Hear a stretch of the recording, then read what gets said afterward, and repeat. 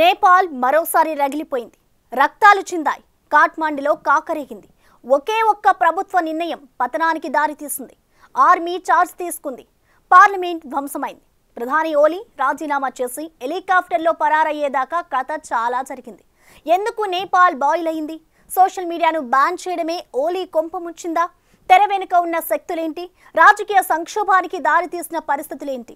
Dark secrets అన్ని ఒక్కొక్కటిగా reveal చేద్దాం.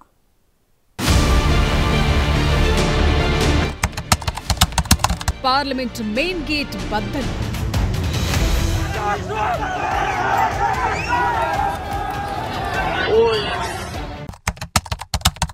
ఎంట్రన్స్ కు నిప్పు. గాల్లోకి ఆర్మీ కాల్పులు. ప్రధాని మంత్రుల నివాసాలు లూటీలు.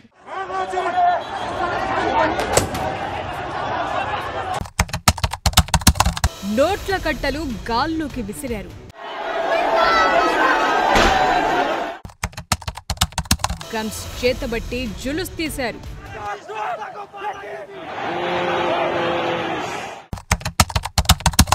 ప్రధాని పదవి నుంచి ఓలీ తప్పుకున్నాడు.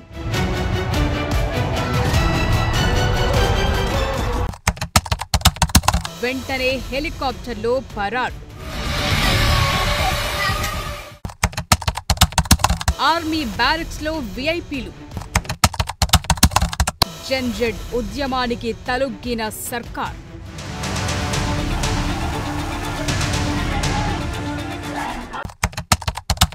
బంగ్లాదేశ్ మాదిరే మోడస్ ఆపరెండి. నిరసనలు మొదలై 24 గంటలు తిరక్కముందే నేపాల్ హాలత్ మారిపోయింది. కేపీ ఓలీ సర్కార్ షేక్ అయింది. ప్రధాని సహా మంత్రులంతా రాజీనామాలు చేసేశారు. జన్జడ్ ఉద్యమానికి తలొగ్గారు. ఏకపక్షంగా నిర్ణయాలు తీసుకోవటమెందుకు, ఇబ్బందులు పడటమెందుకు? సరిగ్గా నేపాల్ ప్రధాని కేపీ ఓలీ విషయంలో ఇదే జరిగింది. సోషల్ మీడియాపై బ్యాన్ విధించటం వారి కొంపముంచింది. నేపాల్ను రణరంగంగా మార్చేసింది.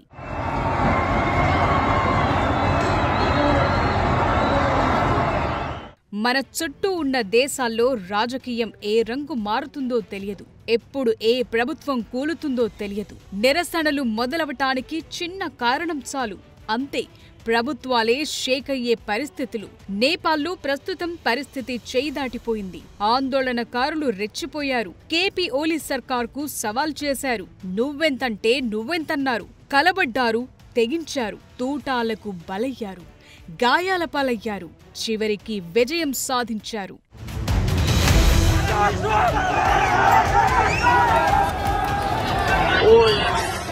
నేపాల్ రాజకీయాల్లో అస్థిరత కొత్త కాదు. ఎప్పుడు ఏం జరుగుతుందో వారికే తెలియదు. ఇప్పుడు నేపాల్లో, ముఖ్యంగా కాఠ్మండ్లో ఇంతలా నిరసనలు చెలరేగటానికి ఒకే ఒక్క మెయిన్ రీజన్ ఉంది.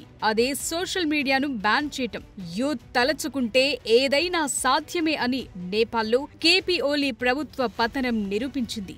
జరిగిందేంటో చూద్దాం. నేపాల్ ప్రభుత్వం ఉన్న ఫలంగా కొత్త నేషనల్ మీడియా రూల్స్ ను అమల్లోకి తెచ్చింది. ఆ కొత్త నిబంధనల్ని అన్ని సోషల్ మీడియా ప్లాట్ఫామ్స్ ఫాలో కావాలంది. అక్కడితో మ్యాటర్ ఆగలేదు. అధికారికంగా రిజిస్ట్రేషన్ చేసుకోవాలని ఆదేశించింది. ఇందుకు కొంత టైం కూడా ఇచ్చారు. అయితే 26 ప్రముఖ సోషల్ మీడియా యాప్స్ నేపాల్ ప్రభుత్వం విధించిన కొత్త రూల్స్ ను ఫాలో అవ్వలేదు. రిజిస్ట్రేషన్ కూడా చేసుకోలేదు. దీంతో YouTube, Instagram, WhatsApp, X, LinkedIn, Facebook, signal ఇలాంటి సోషల్ మీడియా యాప్స్ ను కేపీ ఓలీ ప్రభుత్వం బ్యాన్ చేసింది. ఇది అక్కడి యూత్ కు నచ్చలేదు. కారణమేంటంటే దేశంలో అవినీతి విచ్చలవిడిగా పెరిగిపోయిందని, సామాజిక మాధ్యమాల్లో వాటిని ప్రస్తావించకుండా నిషేధం విధించే కుట్రలు చేశారంటూ యూత్ రెచ్చిపోయారు. సోషల్ మీడియాను కంట్రోల్ చేసే ప్రయత్నం చేశారన్నారు. దీంతో కేపీ ఓలీని కుర్చీ నుంచి దింపేశారు. ఈ నిరసనల్లో 20 మందికి పైగా చనిపోయారు. 500 మందికి పైగా గాయపడ్డారు. ప్రభుత్వం కర్ఫ్యూ విధించింది. రబ్బర్ బుల్లెట్లు ప్రయోగించింది. ఆర్మీని మోహరించింది. అయినా సరే ఎవరు ఎక్కడా తగ్గలేదు. పరిస్థితి చేయి దాటిపోయిందని గ్రహించిన ప్రభుత్వం చివరికి సోషల్ మీడియాపై బ్యాన్ ఎత్తేసింది. సోమవారం కేబినెట్ ఎమర్జెన్సీ మీటింగ్ పెట్టి నిర్ణయం ప్రకటించారు. అయినా సరే నేపాలీ యువత వినలేదు. ప్రభుత్వం కూలిపోతేనే అవినీతి పీడ వెరగడవుతుందనుకున్నారు. అందుకే ప్రాణాలు పోయినా సరే లెక్క చేయకుండా ఖాట్మండ్ వీధుల్లో రెచ్చిపోయారు. నేపాల్ మంత్రుల వరుస రాజీనామాలను యువత పట్టించుకోలేదు. కర్ఫ్యూ ఆంక్షలను ఛేదించుకుని మరీ వెళ్లి రాజీనామా చేసిన వాళ్లతో పాటు ఇతర నేతల ఇళ్లకు నిప్పు పెట్టారు.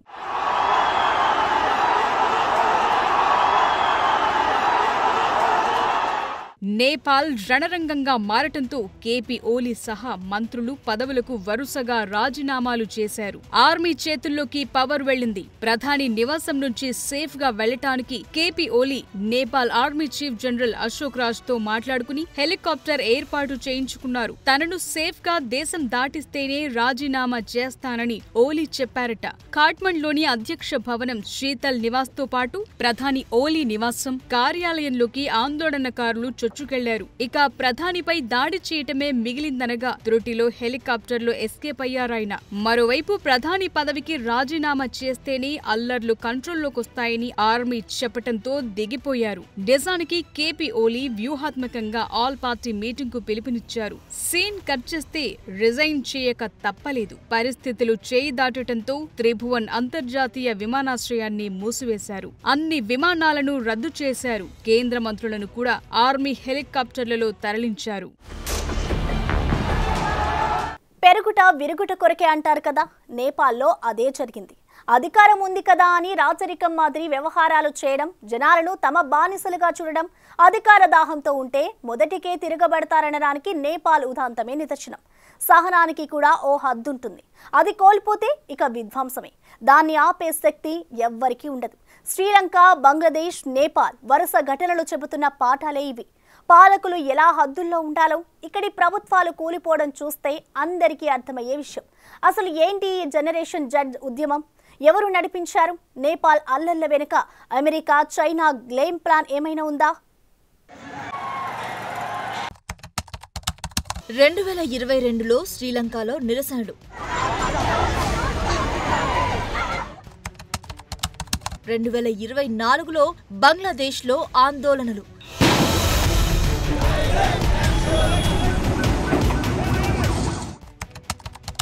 ఇప్పుడు నేపాల్లో కొట్లాటలు.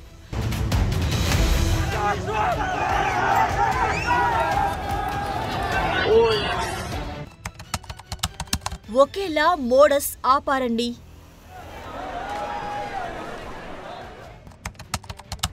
అధ్యక్ష ప్రధానుల నివాసాల్లో లూటీలు,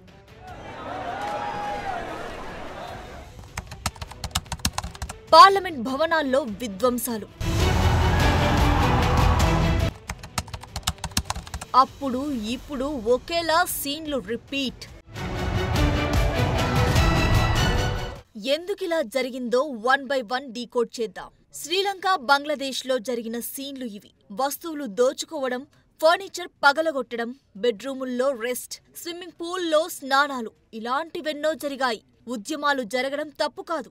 కానీ ఏ డిమాండ్ అయితే చేశారో దాన్ని ఒప్పుకున్నప్పుడు శాంతియుతంగా మారాలి. కానీ ఈ 3 దేశాల్లో ఇది జరగడం లేదు.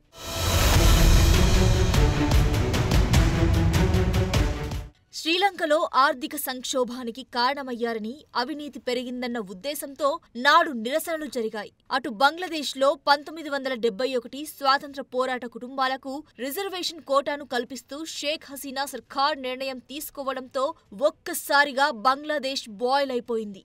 ఎంతలా అంటే షేక్ హసీనా దేశం విడిచి పారిపోయేంతగా. షేక్ హసీనా భారత్లో తలదాచుకుంటూ ఉంటే గొటబాయ రాజపక్స మల్దీవులకు పారిపోవాల్సి వచ్చింది. ఇప్పుడు నేపాల్ వంతు. అంతే, మధ్యలో ఏమీ మారలేదు. ఈ 3 దేశాల్లో సేమ్ సీన్లు. ఈ 3 దేశాల్లోనూ ఆర్థిక సంక్షోభం, అవినీతి ఆరోపణలు, ప్రజా నిరసనలు ప్రభుత్వాల పతనానికి కారణమయ్యాయి. అటు పాకిస్తాన్లోనూ ఇమ్రాన్ ఖాన్ పదవి కోల్పోవడం కూడా. ఇవన్నీ ఒక పక్కా స్క్రిప్టెడ్ మాదిరిగా కనిపిస్తున్నాయి.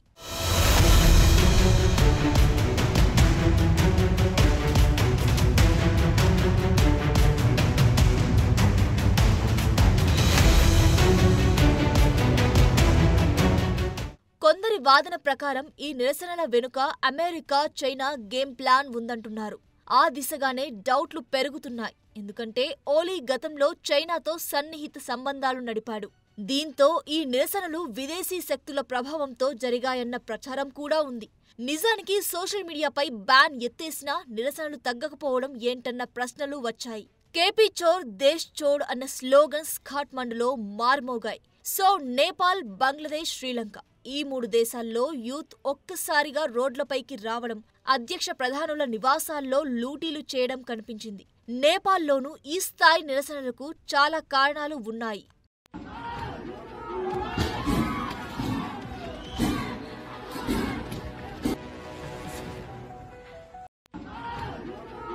రెండు 2008లో నేపాల్ గణతంత్ర దేశంగా మారినప్పటి నుంచి చైనాకు ఫ్రెండ్గా చెప్పుకున్న ఓలీ ప్రచండ, అలాగే 5 సార్లు ప్రధానమంత్రిగా పనిచేసిన షేర్ బహదూర్ దేవుబా మధ్య అధికారం తిరుగుతూ ఉంది.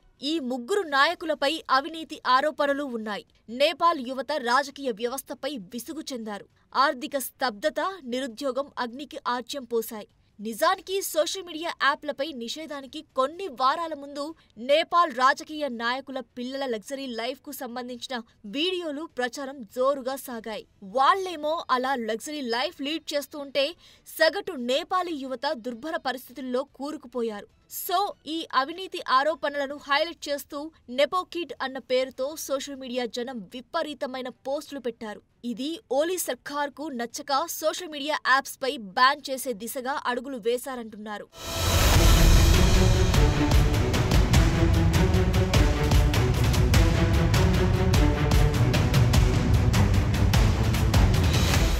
గత 17 ఏళ్లలో నేపాల్ 14 ప్రభుత్వాలను చూసింది. ఎక్కువగా సంకీర్ణ ప్రభుత్వాల్లో ఉంది. ఈ ఏడాది ప్రారంభంలో నేపాల్లో రాచరికం పునరుద్ధరణకు పిలుపునిస్తూ నిరసనలు చెలరేగాయి కూడా. 2024 జులైలో కేపీ ఓలీ నేపాల్ ప్రధాని అయ్యాక తొలి పర్యటన చైనాకే వెళ్లారు. సాంప్రదాయకంగా నేపాల్ నాయకులు మొదట ఇండియా వస్తుంటారు. కానీ ఇక్కడ డిఫరెంట్. తన చైనా పర్యటన సందర్భంగా Oli Jinping belt and road initiative project framework పై సంతకం చేశారు. ఇది అప్పుల భారంతో కుంగిపోయిన నేపాల్కు $41 మిలియన్ ఆర్థిక సహాయాన్ని అందించినట్లయింది. దక్షిణాసియాలో తన ఆధిపత్యం కోసం చైనా చేస్తున్న గేమ్ ప్లాన్లో అదొక భాగం. బెల్ట్ అండ్ రోడ్ రుణాలు పొందుతున్న శ్రీలంక 2022 మేలో విదేశీ రుణాలను ఎగవేసింది. రాజపక్స ప్రభుత్వం కూలడానికి దారితీసిన ఆర్థిక సంక్షోభం వెనుక ఉన్న కారణాలలో ఇది కూడా ఒకటి. అటు దక్షిణాసియాలో చైనా ఎఫెక్టు పెరగడం పట్ల అమెరికా ఎప్పుడూ జాగ్రత్తగానే ఉంది. ఈ ఏడాది ప్రారంభంలో Trump millennium challenge Nepal compact ను తిరిగి తీసుకువచ్చింది. ఇది నేపాల్లో ఎనర్జీ, రోడ్ల అప్గ్రేడ్ కు చెందిన ప్యాకేజీ. దీనికోసం అమెరికా $500 మిలియన్ సహాయాన్ని అందిస్తోంది. సో ఈ ప్రాజెక్ట్ చైనా అందిస్తున్న బెల్ట్ అండ్ రోడ్ ఇనిషియేటివ్ ప్రాజెక్టుతో విభేదించడానికి దారితీసింది. అంతేకాకుండా చైనా విక్టరీ డే పరేడ్లో ఓలీ పాల్గొనడం అమెరికాకు నచ్చలేదంటున్నారు. బంగ్లాదేశ్ లాగానే నేపాల్లోనూ అశాంతి వెనుక అమెరికా, చైనా ప్రాక్సీ వార్ ఉండొచ్చన్నది పెద్ద డౌట్.